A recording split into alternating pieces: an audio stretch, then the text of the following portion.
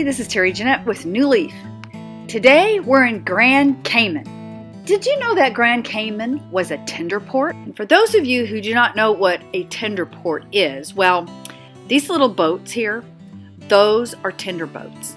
And tendering usually happens when the ship is too big to dock in certain ports. Grand Cayman happens to be one of those ports.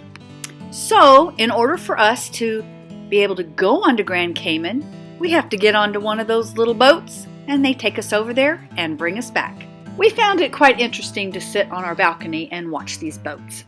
And no, we did not sit all day long on our balcony and watch these boats. We actually did wind up having to take one to our excursion, but that's a different video, so stay tuned for that.